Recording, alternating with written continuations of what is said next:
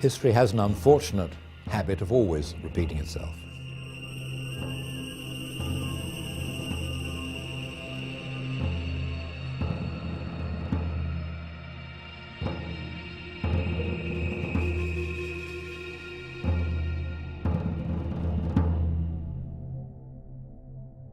The idea that the radical Muslims have and that Nazis had is they demonize the Jews.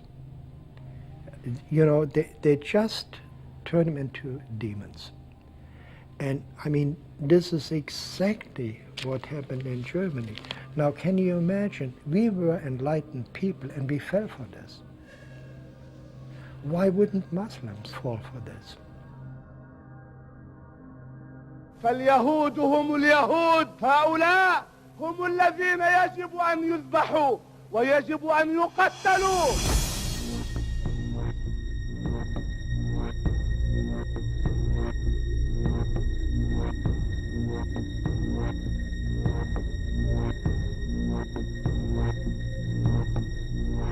They are killing the infidels just like the preacher in the mosque told them to do. It's their duty to kill them. تا اسرائیل از صحنه روزگار حذف نشود، این فریادها به قوت خود باقی.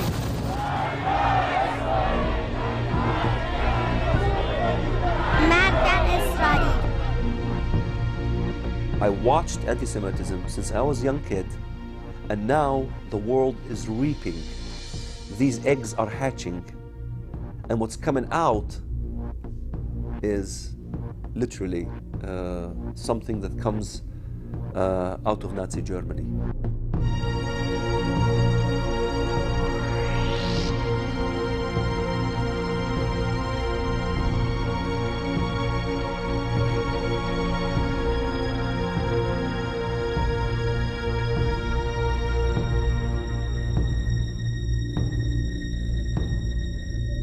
Same as in Nazi Germany, the Boy Scouts in Nazi Germany, we had the youth.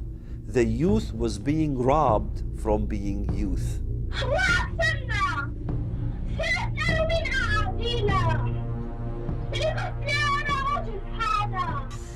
I think the worst form of child abuse is teaching a child to hate. What we have on Palestinian TV and on Saudi TV over and over again are little kids being taught songs, I want to be a suicide bomber. إذا احتجت على باب القدس أصبحت فدائيا أصبحت فدائيا بزي مقاتلي بزي مقاتلي بزي مقاتلي وشكرا. برافو برافو برافو برافو. And the youth who are listening to this day and night, what do you expect to happen? A Palestinian teenager showed up at a crowded West Bank checkpoint wearing a suicide bomb vest. Soldiers sent a yellow robot to hand scissors to the boy so he could cut off the vest. Once the boy was out of harm's way, the bomb vest was detonated. And I think this is a crime that the Muslim world commits against its children. Hitler committed a crime against young Germans. Took me a long time to see that. But what the Muslims do to their own children is even worse.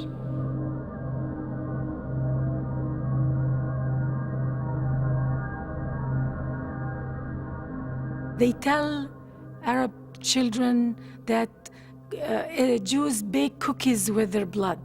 منيح. أصلاً إحنا في عنا مهمة القيادة ولازم ننفذها بسرعة.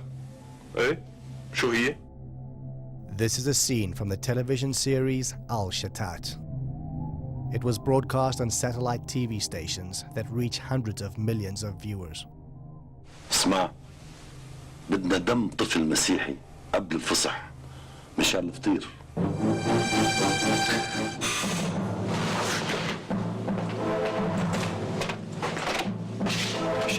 شالوم حدا شافكم؟ لا. متأكد؟ طبعا.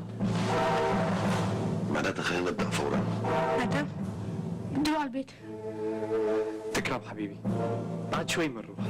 Throughout the Middle Ages, there was this libel that the Jews needed blood of a Christian child to make matzah.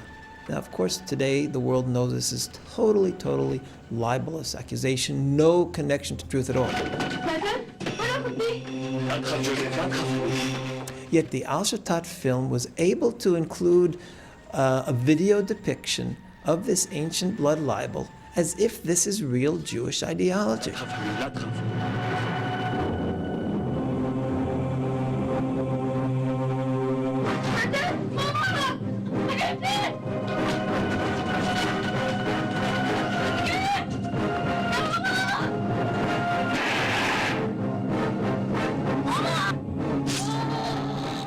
There is no shame in Arab media.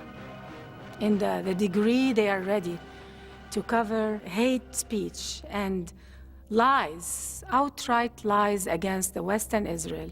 التي تصنع الفطير من دم الأطفال الأبرياء. This is a war of propaganda in which the same techniques of subversion that we saw earlier in the challenge posed by fascism and Nazism are repeating themselves.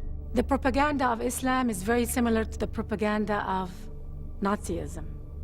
It's the same hate speech, paranoia, and us against them.